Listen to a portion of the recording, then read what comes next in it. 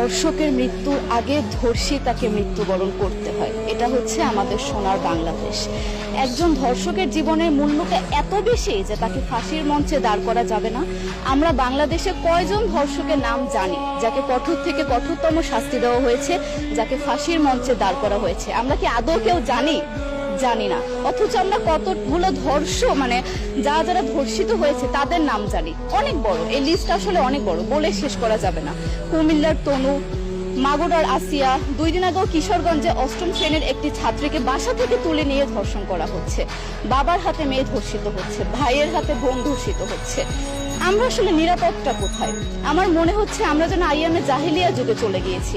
মাঝে মধ্যে মনে হয় এর থেকেও খারাপ সময় আছি আমরা, কারণ ওই যুগে মেয়েরা অ্যাটলিস্ট সম্মান নিয়ে মৃত্যুবরণ করতে পারত। জন্মের পরপর জ্যান্ত মাটিতে পুঁতে দেওয়া হতো, আর আমাদের ধর্ষণ করে নির্মমভাবে তারপর মৃত্যুবরণ করতে হচ্ছে।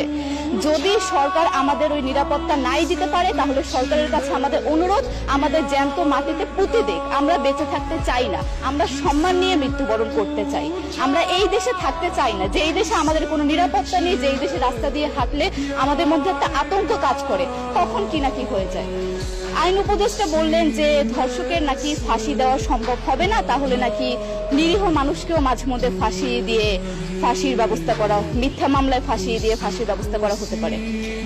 আইন উপদেষ্টার কাছে আমার প্রশ্ন, আল্লাহ না করুক আজকে যদি আপনার কাছের কেউ, আপনার বোন অথবা আপনার স্ত্রী অথবা আপনার মেয়ের সাথে যদি এরকম কোনো কিছু হতো, আপনি কি আসলে এটা বলতে পারতেন যে না, ধর্ষককে ফাঁসি দেওয়া যাবে না? কোনোদিনও পারতেন না। আপনি সবার আগে তার ফাঁসির ব্যবস্থা করতেন, সম্ভব হলে নিজের হাতে মেরে ফেলতেন।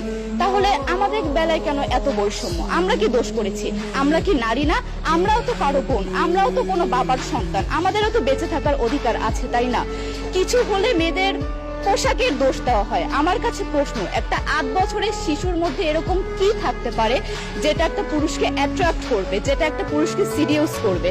সেরকম হলে আসলে ধর্ষণ করা হতো সবসময় প্রাপ্তবয়স্ক মহিলাকে। কিন্তু আমরা আসলে পরিসংখ্যান গবেষণা করলে দেখতে পারি যে ধর্ষক সবচেয়ে বেশি করা হচ্ছে শিশুদেরকে, কিশোরীদের সবচেয়ে বেশি ধর্ষণ করা হচ্ছে। দৃষ্টিভঙ্গি পরিবর্তন করুন, চিন্তা ভাবনা পরিবর্তন করুন, ধর্ষকদের আইনের আওতায় আনুন। যদি আইন উপদেষ্টা অথবা প্রশাসন যদি ধর্ষকদের শাস্তির ব্যবস্থা না করতে পারে, আমাদের হাতে তুলে দেন, আমরা নিজেদের হাতে শাস্তি দিয়ে দিতে পারবো। এই সাহস আমাদের মধ্যে আছে। বেঁচে থাকার জন্য আমাদের যতটা কঠিন হতে হবে, আমরা কঠিন হওয়ার জন্য প্রস্তুত আছি। আমরা ফাঁসি চাই, ধর্ষকদের কঠোর থেকে কঠোরতম শাস্তি চাই। যতদিন না পর্যন্ত ফাঁসি দেওয়া হবে, যতদিন না পর্যন্ত ধর্ষকদের শাস্তির ব্যবস্থা করা হবে, আমরা আমাদের আন্দোলন অব্যাহত রাখবো।